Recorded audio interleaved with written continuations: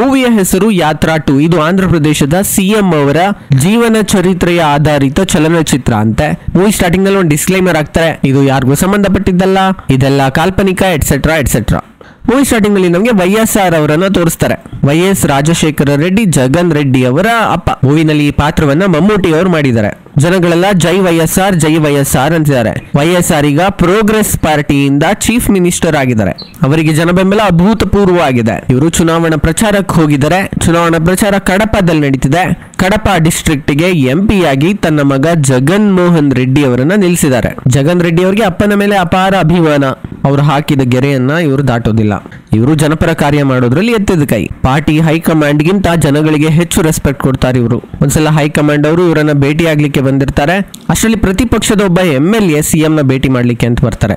High command ಅವರನ್ನೇ ಸ್ವಲ್ಪ wait ಮಾಡಿ ಅಂತ ಹೇಳಿ ಪ್ರತಿಪಕ್ಷದ MLA ನ ಮೀಟ್ ಮಾಡ್ತಾರೆ. ಪ್ರತಿಪಕ್ಷದ MLA ಜನಪರ ಹೋರಾಟ ಮಾಡುವಾಗ ಸ್ವಲ್ಪ ತರಲೆ ಆಗಿರುತ್ತೆ. ಈ ಕಾರಣದಿಂದ DC ಅವರು MLA ಮೇಲೆ ಕೇಸ್ ಹಾಕಿರ್ತಾರೆ. ನನ್ ಜನಪರ ಹೋರಾಟ ಮಾಡಿದ್ದಕ್ಕೆ ಹಿಂಗಾಯ್ತು ಒಂದು CM ಹತ್ರ ಕಷ್ಟ ಹೇಳ್ಕೊಂತಾರೆ.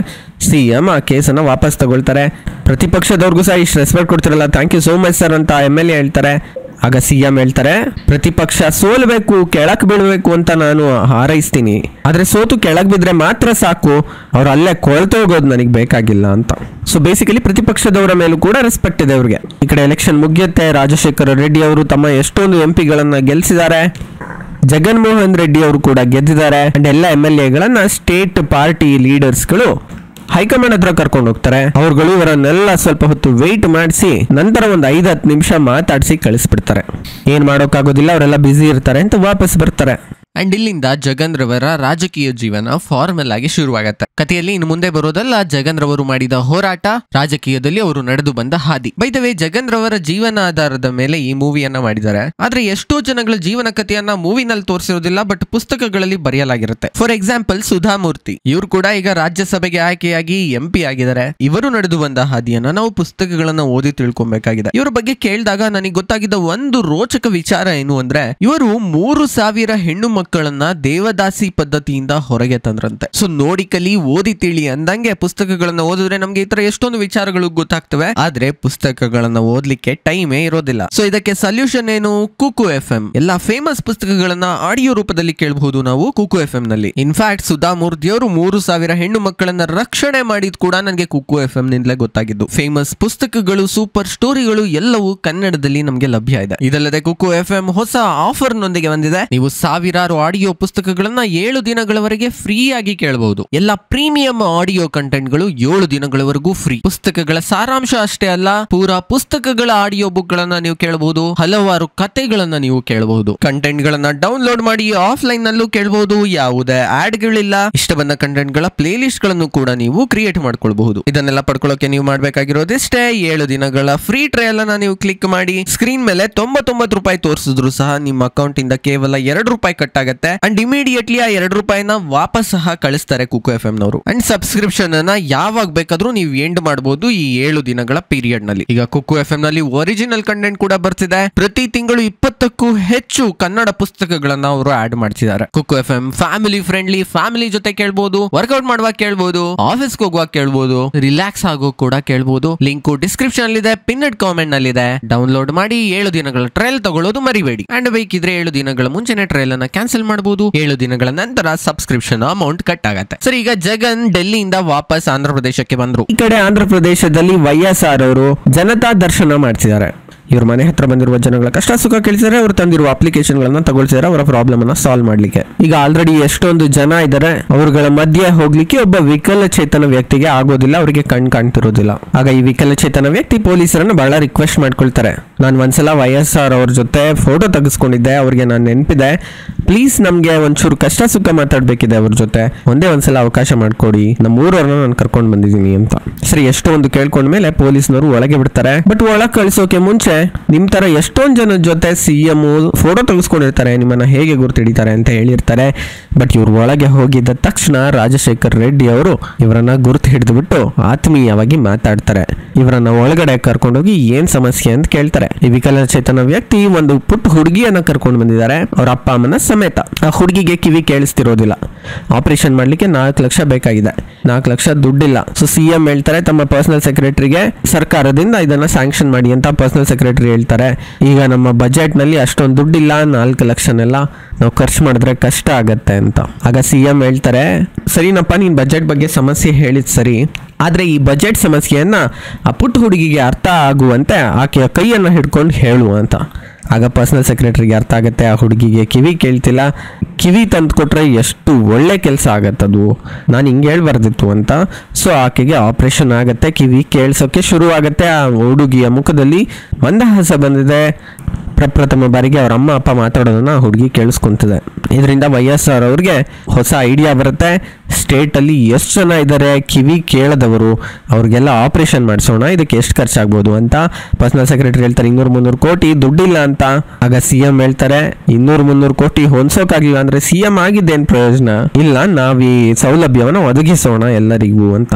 ನೆಕ್ಸ್ಟ್ ಡೇ CMಗೆ ಚಿತ್ತೂರಿನಲ್ಲಿ ಒಂದು ಪ್ರೋಗ್ರಾಮ್ ಇರುತ್ತೆ. ಪ್ರೋಗ್ರಾಮ್ಗೆ ಎಲ್ಲ ರೆಡಿ ಆಗಿದೆ, ಬಟ್ ಮಳೆ ಮತ್ತೆ ಮೋಡ ಕವಿದ ವಾತಾವರಣ ಇರುತ್ತೆ.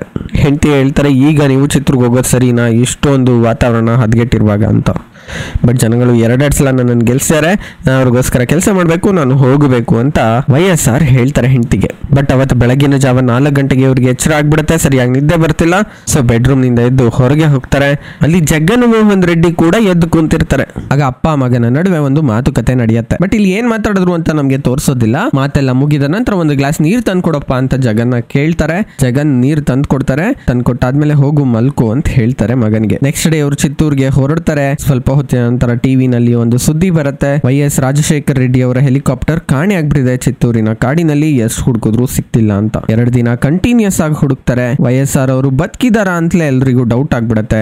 2 ದಿನದ ನಂತರ ಇವರ ಹೆಲಿಕಾಪ್ಟರ್ ಸಿಗತ್ತೆ. ಹೆಲಿಕಾಪ್ಟರ್ ನ ಒಳಗಡೆ ಇರೋರು ಯಾರು ಬದುಕಿಲ್ಲ ಅಂತ ಸುದ್ದಿ ಜಗನ್ ರೆಡ್ಡಿ ಅವರನ್ನ ತಲುಪತ್ತೆ. ಜಗನ್ ರೆಡ್ಡಿ ಅವರ ಅಮ್ಮ ಅವ್ರ ಹೆಂಡತಿ ಫುಲ್ ಶಾಕ್ ಆಗ್ತಾರೆ. ಇವರ ಸಾವಿನ ಸುದ್ದಿಯನ್ನ ಕೇಳಿ ಆಂಧ್ರ ಪ್ರದೇಶದಲ್ಲಿ ಸರಿಸುಮಾರು 600-650 ಜನ ಹೃದಯಾಘಾತದಿಂದ ಸತ್ತೋಗ್ತಾರೆ. ಹೈಕಮಾಂಡ್ ಅವರೆಲ್ಲ ಬಂದು ಇವರಿಗೆ ಸಮಾಧಾನ ಮಾಡ್ತಾರೆ. ಇಡೀ ರಾಜ್ಯದ ಜನಗಳೆಲ್ಲ ಸಂತಾಪ ವ್ಯಕ್ತಪಡಿಸಿದ್ದಾರೆ. ಲಕ್ಷಾಂತರ ಜನ ಇವರ ಅಂತ್ಯ ಸಂಸ್ಕಾರದಲ್ಲಿ ಪಾಲ್ಗೊಳ್ತಾರೆ. ಎಲ್ಲರ ಕಣ್ಣಲ್ಲೂ ನೀರಿದೆ. ಇಲ್ಲಿ ಕೆಲವೊಂದು ರಿಯಲ್ ದೃಶ್ಯಗಳನ್ನ ತೋರಿಸಿದ್ದಾರೆ. ಅವರ ಬಗ್ಗೆ ಜನಗಳು ಎಷ್ಟೊಂದು ಪ್ರೀತಿ ಇಟ್ಟಿದ್ರು ಅಂತ ಅಲ್ಲಿ ನಮ್ಗೆ ಕಾಣುತ್ತೆ. ಸರಿ, ಅಂತ್ಯ ಸಂಸ್ಕಾರ ಎಲ್ಲ ಆಗಿ ಒಂದಷ್ಟು ದಿನಗಳು ಕಳೆದ ಮೇಲೆ ಸ್ಟೇಟ್ಗೆ ಯಾರು CM ಇಲ್ಲ. ಮುಂದಿನ CM ಅನ್ನ ನಾವೆಲ್ಲ ಆಯ್ಕೆ ಮಾಡಬೇಕು ಅಂತ ಡಿಸೈಡ್ ಮಾಡ್ತಾರೆ ಪಾರ್ಟಿಯವರು. ಪಾರ್ಟಿ MLA ಹೇಳ್ತಾರೆ, ನಾವೆಲ್ಲ ಯಾರು ಏನು ಅಂತಲೇ ಗೊತ್ತಿರ್ಲಿಲ್ಲ, ನಮ್ಮನ್ನ ತಂದು MLA ಮಾಡಿದ್ದು CM YSR ಅವರು. ಈಗ YSR ಅವ್ರ ಮಗ ಜಗನ್ ರೆಡ್ಡಿ ಇದಾರೆ, ಅವರನ್ನ ನಾವು CM ಆಗಿ ಚೂಸ್ ಮಾಡಿದ್ರೆ ಜನಗಳಿಗೆ ಇಷ್ಟ ಆಗತ್ತೆ. ಅಪ್ಪನ್ ತರಾನೇ ಮಗನು ನಮ್ಮನ್ನೆಲ್ಲ ನೋಡ್ಕೊಳ್ತಾನೆ ಅಂತ ಜನಗಳು ವೋಟ್ ಹಾಕ್ತಾರೆ ಅಂತ ಹೇಳ್ತಾರೆ. ಅಂಡ್ 150 MLAಗಳು ಸೈನ್ ಕೂಡ ಹಾಕ್ತಾರೆ, ನಮ್ಗೆ ಜಗನ್ ರೆಡ್ಡಿ ಅವ್ರಿಗೆ CM ಮಾಡ್ಲಿಕ್ಕೆ ಬೆಂಬಲ ಇದೆ ಅಂತ. ಬಟ್ ಇತರೆ ಸೀನಿಯರ್ ಲೀಡರ್ಗಳು ಒಪ್ಪೋದಿಲ್ಲ. ಜಗನ್ ರೆಡ್ಡಿ ಇನ್ನು ಯಂಗ್, ಅವರನ್ನ CM ಮಾಡ್ಬಿಟ್ರೆ ನಾವೆಲ್ಲ ಇಷ್ಟು ವರ್ಷಗಳಿಂದ ಪಾರ್ಟಿನಲ್ಲಿ ಕೆಲಸ ಮಾಡ್ಕೊಂಡು ಬಂದಿದೀವಿ, ನಮ್ ಗತಿ ಏನಾಗಬೇಕು ಅಂತ ಅಪೋಸ್ ಮಾಡ್ತಾರೆ. ಬಟ್ YSR ಇಲ್ದಲೆ ನಮ್ಮ ಪಾರ್ಟಿನೇ ಇರ್ತಿರ್ಲಿಲ್ಲ ಅಂತ MLAಗಳೆಲ್ಲ ಗಟ್ಟಿ ನಿರ್ಧಾರ ತಗೊಂಡು ಕೂತು ಬಿಟ್ಟಿದ್ದಾರೆ. ಆದ್ರೆ ಪ್ರೋಗ್ರೆಸ್ ಪಾರ್ಟಿಯಲ್ಲಿ ಹೈಕಮಾಂಡ್ ಹೇಳಿದ್ದೇನೆ ಫೈನಲ್ ನಿರ್ಧಾರ. ಸೊ ಸ್ಟೇಟ್ ಪಾರ್ಟಿ ಲೀಡರ್ಸ್ ಗಳು ಹೈಕಮಾಂಡ್ ಹತ್ರ ಈ ವಿಚಾರವನ್ನ ತಗೊಂಡೋಗ್ತಾರೆ. ಇಲ್ಲಿ ಹೈಕಮಾಂಡ್ ನ ದಿಕ್ಕು ತಪ್ಪಿಸುವ ಕೆಲವೊಂದು ರಾಜಕೀಯದವ್ರು ಇರ್ತಾರೆ. YSR ಅವರು ಒಂದ್ಸಲ ಹೈಕಮಾಂಡ್ ಅವರನ್ನ ವೆಯ್ಟ್ ಮಾಡಿಸಿದ್ರಲ್ಲ MLAಗೋಸ್ಕರ, ಅಪೋಸಿಷನ್ ಪಾರ್ಟಿ MLAಗೋಸ್ಕರ, ಅವರೆಲ್ಲ YSR ಮೇಲೆ ದ್ವೇಷ ಕರ್ತವ್ರೆ. ಸೊ ಹೈಕಮಾಂಡ್ ಗೆ ಹೇಳ್ಬಿಡ್ತಾರೆ, ಈ ಜಗನ್ ಮೋಹನ್ ರೆಡ್ಡಿ 150 ಜನ MLAಗಳ ಸೈನ್ ತಗೊಂಡು ನಾನೇ ನೆಕ್ಸ್ಟ್ CM ಅಂತ ಎಲ್ಲಾ ಕಡೆ ಹೇಳ್ಕೊಂಡು ಬರ್ತಿದ್ದಾರೆ, ಏನ್ ಮಾಡ್ತಿರೋ ನೀವು ಡಿಸಿಷನ್ ತಗೊಳ್ಳಿ ಅಂತ. ಆಗ ಹೈಕಮಾಂಡ್ ಕೋಪಗೊಂಡು ನೋ ನಾನ್ ಹೇಳ್ದವ್ರೇನೆ CM ಆಗಬೇಕು ಅಂಡ್ ಜಗನ್ ರೆಡ್ಡಿ ಅವರೇ ಈ CM ಅನ್ನ ಘೋಷಣೆ ಮಾಡಬೇಕು ಅಂತ ಹೇಳಿ ಕಳಿಸ್ಬಿಡ್ತಾರೆ. ಈ ಕಡೆ ಜಗನ್ ರೆಡ್ಡಿ ಅವರನ್ನ ಎಲ್ಲ ಮೀಡಿಯಾದವ್ರು ಕೇಳ್ತಾರೆ, ನೀವೇ ಅಂತ ನೆಕ್ಸ್ಟ್ CM, ನೀವೇ ಅಂತ ನೆಕ್ಸ್ಟ್ CM ಅಂತ. ಜಗನ್ ರೆಡ್ಡಿ ಯಾವುದಕ್ಕೂ ಉತ್ತರ ಕೊಡೋದಿಲ್ಲ. ಇನ್ನು ಆಂಧ್ರ ಪ್ರದೇಶದ ಅಪೋಸಿಷನ್ ತೆಲುಗು ನಾಡು ಪಾರ್ಟಿ ಅಂತ, ಅವರು ಕೂಡ ಎಲೆಕ್ಷನ್ ಗೆಲ್ಲುವ ಟ್ಯಾಕ್ಟಿಕ್ಸ್ ಅನ್ನ ಪ್ರಿಪೇರ್ ಮಾಡ್ಕೊಂತಿದ್ದಾರೆ. YSR ಅಂತಹ ದೊಡ್ಡ ನಾಯಕ ಇಲ್ದಲೇ ಇದ್ದಾಗ ನಾವು ಗೆಲ್ಲುವ ಚಾನ್ಸಸ್ ಇದೆ ಅಂತ. ಈ ಕಡೆ ಹೈಕಮಾಂಡ್ ಅವರು ಬೇರೆ CM ಅನ್ನ ಎಲೆಕ್ಟ್ ಮಾಡಿದ್ದಾರೆ. ಜಗನ್ ರೆಡ್ಡಿ ಅವರ ಮೂಲಕ ಈ CM ನ ಹೆಸರನ್ನ ಘೋಷಣೆ ಮಾಡಿಸಲಾಗುತ್ತೆ ಎಲ್ಲರಿಗೂ. ರೋಸಯ್ಯ ಅವರು ಹೊಸ CM ಆಗ್ತಾರೆ.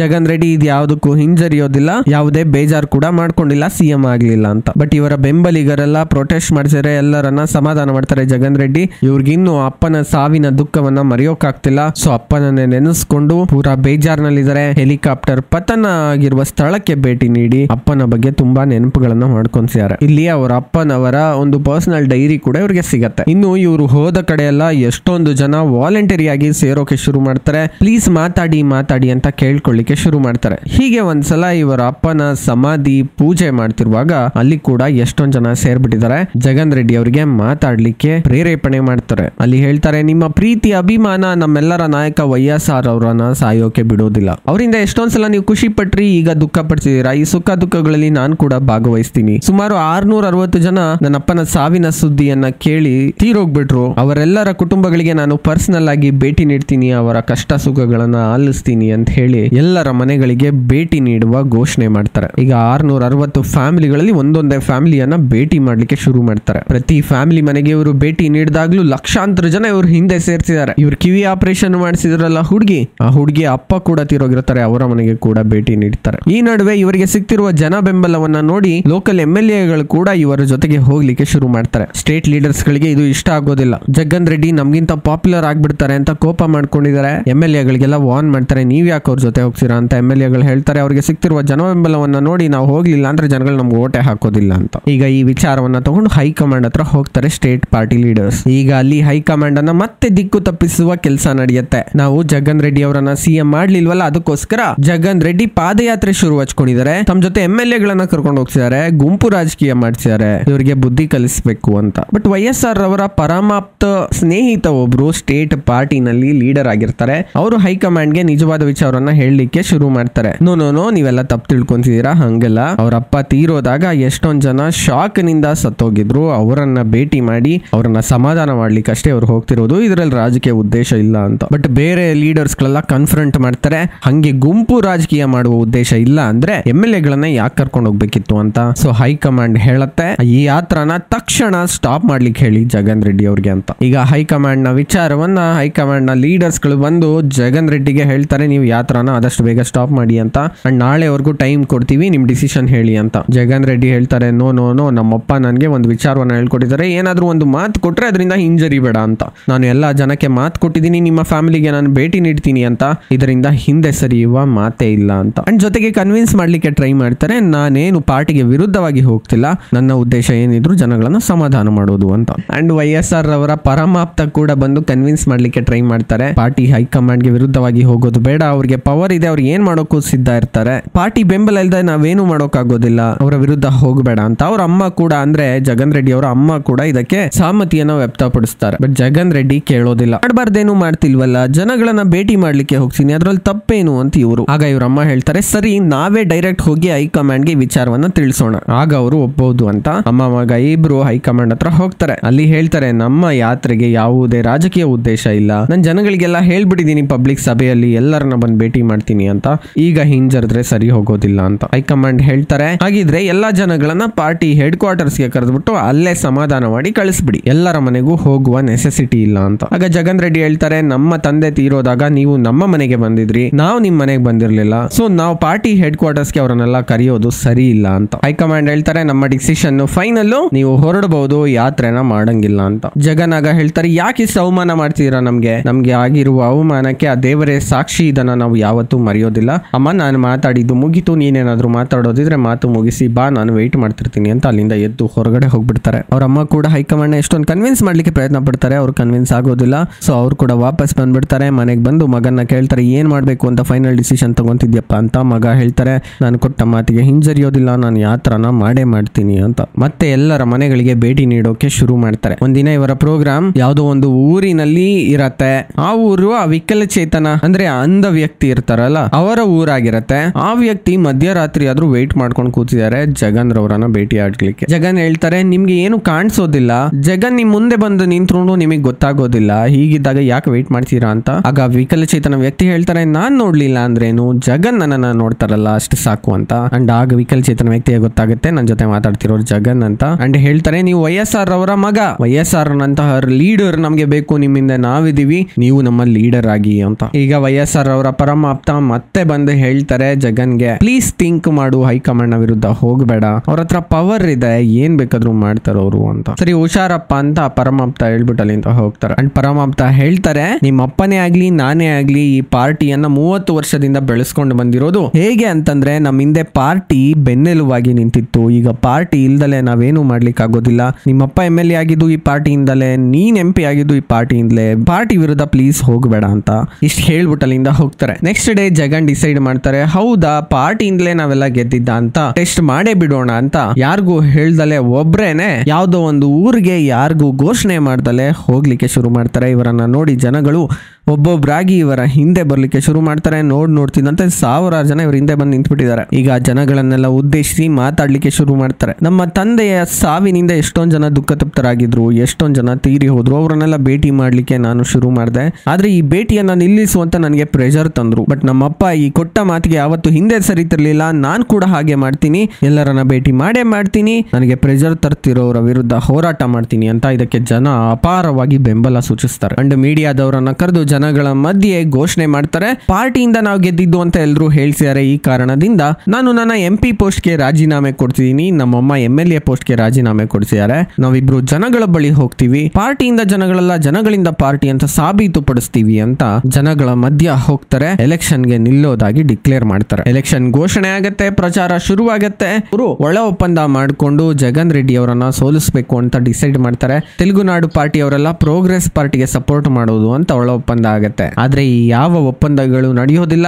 ಜನಗಳು 5 ಲಕ್ಷ ಲೀಡ್ ಇಂದ ಜಗನ್ ರೆಡ್ಡಿ ಅವರನ್ನ ಗೆಲ್ಲಿಸ್ತಾರೆ. ಈಗ ಜಗನ್ ರೆಡ್ಡಿ ಆಂಧ್ರ ಪ್ರದೇಶದಲ್ಲಿ ಎಲ್ಲರ ಮನೆ ಮಾತಾಗ್ಬಿಡ್ತಾರೆ. ಇದರಿಂದ ಅಪೋಸಿಷನ್ ಪಾರ್ಟಿಗಳಿಗೆಲ್ಲ, progress party and Telugu Nadu party ಎಲ್ಲರಿಗೂ ಟೆನ್ಷನ್ ಶುರುವಾಗತ್ತೆ. ಹೊಸದಾಗಿ ಗೆದ್ದು ಮತ್ತೆ ಪಾರ್ಲಿಮೆಂಟ್ ಗೆ ಹೋಗ್ತಾರೆ. ಪಾರ್ಲಿಮೆಂಟ್ ಅಲ್ಲಿ ಎಲ್ಲರೂ ಇವರನ್ನ ಆತ್ಮೀಯವಾಗಿ ಬರಮಾಡ್ಕೊಂತಾರೆ. ನೆಕ್ಸ್ಟ್ ಈಗ ಹಂತ ಹಂತವಾಗಿ ಪಾರ್ಟಿಯನ್ನ ಬೆಳೆಸೋಣ ಅಂತ ಜಗನ್ ರೆಡ್ಡಿ ಡಿಸೈಡ್ ಮಾಡ್ತಾರೆ. ಪ್ರೋಗ್ರೆಸ್ ಪಾರ್ಟಿಯ 18 MLAಗಳ ಕೈಲಿ ರಿಸೈನ್ ಮಾಡಿಸಿ ಇವರ ಪಾರ್ಟಿಗೆ ಸೇರಿಸ್ಕೊಂಡ್ರು. ಇವ್ರದ್ದು ಯಾವ್ದದು YSR ಪಾರ್ಟಿ ಅಂತ ಹಂತ ಹಂತವಾಗಿ MLAಗಳನ್ನ ಗೆಲ್ಲಿಸ್ಕೊಂಡು ಪಾರ್ಟಿಯ ಶಕ್ತಿಯನ್ನ ಬೆಳೆಸೋಣ ಅಂತ ಡಿಸೈಡ್ ಮಾಡ್ತಾರೆ. 18 ಜನಗಳು ಪ್ರೋಗ್ರೆಸ್ ಪಾರ್ಟಿಗೆ ರಿಸೈನ್ ಮಾಡ್ತಾರೆ. ಎಲ್ಲಾ ಸರ್ವೆಗಳಲ್ಲಿ 18ಕ್ಕೆ 18 YSR ಪಾರ್ಟಿ ಅವರು ಗೆಲ್ತಾರೆ, ಜಗನ್ ರೆಡ್ಡಿ ಅವರು ಗೆಲ್ತಾರೆ ಅಂತ ಬರ್ತಿದೆ. ಈ ಕಾರಣದಿಂದ ಅಪೋಸಿಷನ್ ಗೆ ಮತ್ತೆ ಟೆನ್ಷನ್ ಜಾಸ್ತಿ ಆಗತ್ತೆ. ಜಗನ್ ರೆಡ್ಡಿ ಪಾಪ್ಯುಲಾರಿಟಿ ಹೇಗೆ ಕಡಿಮೆ ಮಾಡೋದು ಅಂತ ಥಿಂಕ್ ಮಾಡ್ತಾರೆ. ತೆಲುಗುನಾಡು ಪಾರ್ಟಿ ಅವರು ಜಗನ್ ರೆಡ್ಡಿಯ ಮೇಲೆ ಭ್ರಷ್ಟಾಚಾರದ ಆರೋಪ ಹೊರಿಸೋಣ ಅಂತ ಶುರು ಮಾಡ್ತಾರೆ. 1 ಲಕ್ಷ ಕೋಟಿ ಅವ್ಯವಹಾರ ಮಾಡಿದ್ದಾರೆ ಜಗನ್ ರೆಡ್ಡಿ ಅವರ ಅಪ್ಪನ ಜೊತೆ ಸೇರ್ಕೊಂಡು ಅಂತ ಮೀಡಿಯಾ ಮುಂದೆ ಪುಸ್ತಕಗಳನ್ನ ಪ್ರಿಂಟ್ ಮಾಡಿ ರಿಲೀಸ್ ಮಾಡ್ತಾರೆ. CBI ನಲ್ಲಿ ಕೇಸ್ ದಾಖಲಾಗುತ್ತೆ. 18 ಜನ MLAಗಳ ಎಲೆಕ್ಷನ್ ನಡೆಯೋಕೆ ಮುಂಚೆನೆ CBI ನವರು ಜಗನ್ ರವರನ್ನ ವಿಚಾರಣೆಗೆ ಕರೀತಾರೆ ಅಂಡ್ ಜಗನ್ ರವರನ್ನ ಅರೆಸ್ಟ್ ಮಾಡಲಾಗತ್ತೆ. ಹೆಂಡತಿ ಮತ್ತೆ ಅಮ್ಮ ಜೈಲಿನಲ್ಲಿ ಇವರನ್ನ ಭೇಟಿ ಆಗ್ಲಿಕ್ಕೆ ಹೋಗ್ತಾರೆ. ನಮ್ಗೆಲ್ಲ ಈ ಫೈಟ್ ಬೇಕಾ,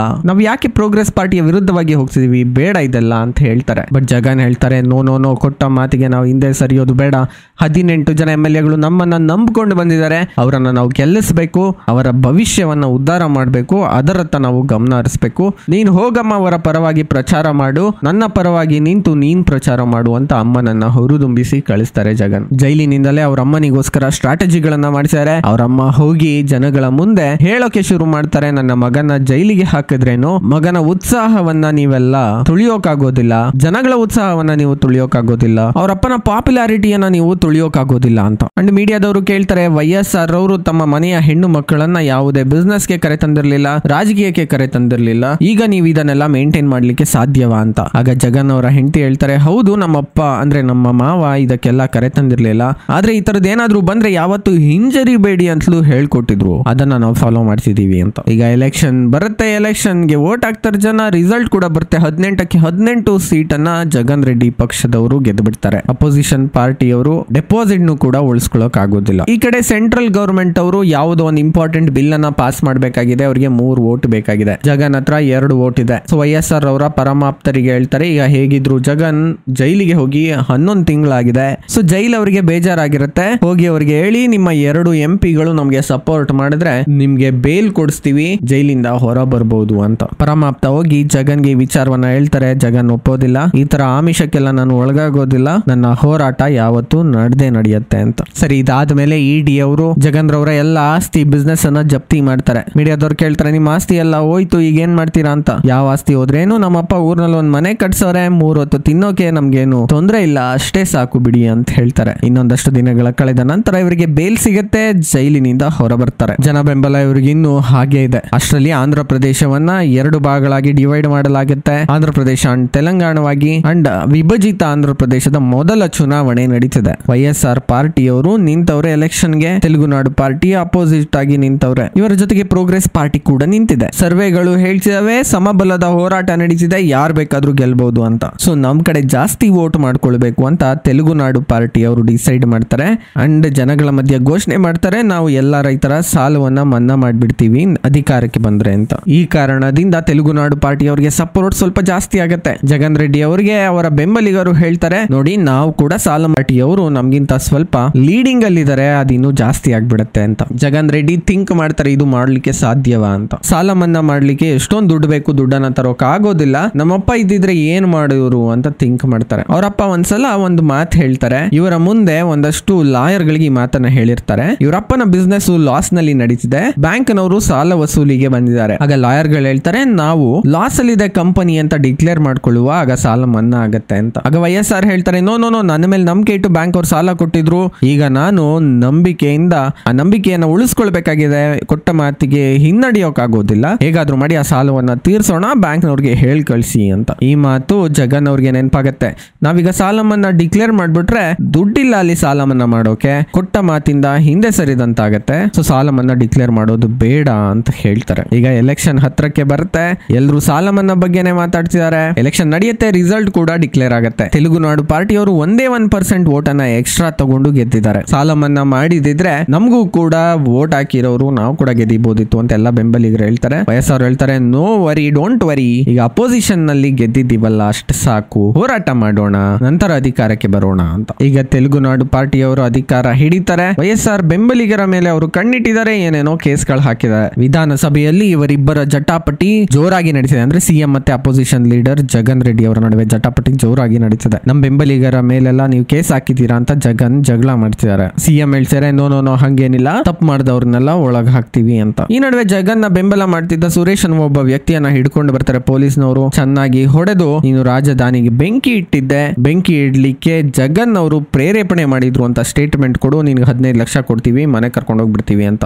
ಬಟ್ ಸುರೇಶ್ ಇದಕ್ಕೆ ಒಪ್ಪೋದಿಲ್ಲ, ನಾನು ಜೀವನದಲ್ಲಿ ಅವರನ್ನು ಒಂದ್ಸಲನು ಭೇಟಿ ಆಗ್ಲಿಲ್ಲ, ಅವ್ರ ಮೇಲೆ ನಾನೇ ಯಾಕೆ ಸುಳ್ಳು ಹೇಳಿ ಅಂತ. ಸೊ ಪೊಲೀಸ್ನವರು ಮತ್ತೊಂದಷ್ಟು ಚೆನ್ನಾಗಿ ಹೊಡಿತಾರೆ. ಇವ್ರು ಏನಕ್ಕೂ ಒಪ್ಪದಲ್ಲೇ ಇದ್ದಾಗ ತಗೊಂಡೋಗಿ ವಾಪಸ್ ಅವರ ಮನೆಗೆ ಬಿಡ್ತಾರೆ. ಈ ವಿಚಾರ ಜಗನ್ಗೆ ಗೊತ್ತಾಗುತ್ತೆ. ನೆಕ್ಸ್ಟ್ ಡೇ ಸುರೇಶ್ ಮನೆಗೆ ಬರ್ತಾರೆ. ನಿನ್ಗೆ ಎಷ್ಟೊಂದು ತೊಂದರೆ ಕೊಟ್ರು ಅಂತ ನನಗೆ ಗೊತ್ತಾಯ್ತು, ಆದ್ರೆ ನೀನ್ ಇದ್ಯಾವುದಕ್ಕೂ ಬಗ್ಲಿಲ್ಲ ಅಂತಲೂ ಗೊತ್ತಾಯ್ತು, ಒಂದಲ್ಲ ಒಂದಿನ ನಿನ್ಗೆ ತೊಂದರೆ ಕೊಟ್ಟವರಲ್ಲ, ನಿನ್ಗೆ ಸಲ್ಯೂಟ್ ಹೊಡೆಯುವಂತೆ ನಾನು ಮಾಡ್ತೀನಿ ಅಂತ ಪ್ರಾಮಿಸ್ ಮಾಡಿ ಅಲ್ಲಿಂದ ಹೋಗ್ತಾರೆ. ಈಗ ತೆಲುಗು ನಾಡು ಪಾರ್ಟಿಯವರು ಜಗನ್ ರೆಡ್ಡಿ ಪಕ್ಷವನ್ನ ಮತ್ತೆ ವೀಕ್ ಮಾಡಬೇಕು ಅಂತ ಅವರ MLA ಗಳಿಗೆ ಒಂದಷ್ಟು ಆಮಿಷಗಳನ್ನ ಒಡ್ಡಿ ತಮ್ಮ ಪಾರ್ಟಿಗೆ ಸೇರಿಸ್ಕೊಂಡ್ಬಿಡ್ತಾರೆ. ಸೊ YSR ಪಾರ್ಟಿ ಎಲ್ಲ ಹೋಗಿ ತೆಲುಗು ನಾಡು ಪಾರ್ಟಿಗೆ ಸೇರ್ಕೊಂತವ್ರೆ. ಇದರಿಂದ ಜಗನ್ ಎದೆಗುಂದು ಬಿಡ್ತಾರೆ. ನಾನು ಒಂದು ಸ್ಟೆಪ್ ಮುಂದಕ್ಕಿಟ್ರೆ ಅವರು 10 ಸ್ಟೆಪ್ ನನ್ನನ್ನು ಹಿಂದಕ್ಕೆ ತಳ್ತಿದ್ದಾರೆ, ನಾನು ಏನು ಮಾಡ್ಲಿ ಅಂತ ಬೇಜಾರ್ ಮಾಡ್ಕೊಂಡಿದ್ದಾರೆ. ಅವ್ರ ಅಮ್ಮ ಸಮಾಧಾನ ಮಾಡ್ತಾರೆ, ನಿಮ್ಮಪ್ಪ ಇದ್ದಿದ್ರೆ ಏನ್ ಮಾಡೋರು ಅಂತ ಥಿಂಕ್ ಮಾಡು ಅಂತ ಹೇಳ್ತಾರೆ. ಆಗ ಜಗನ್ ಅವರು ಅವರ ಅಪ್ಪ ಅವತ್ ಹೇಳಿದ ಮಾತನ್ನ ನೆನೆಸ್ಕೊಳ್ತಾರೆ. ಅವರಪ್ಪ ಹೇಳಿರ್ತಾರೆ, ರಾಜಕೀಯ ಆಗ್ಲಿ ಜೀವನ ಆಗ್ಲಿ ಸಹನೆ ನಮ್ಗೆ ಬಹಳ ಮುಖ್ಯ. ನಾವೆಷ್ಟು ಸ್ಟ್ರಾಂಗ್ ಆಗಿದ್ರು ಕೂಡ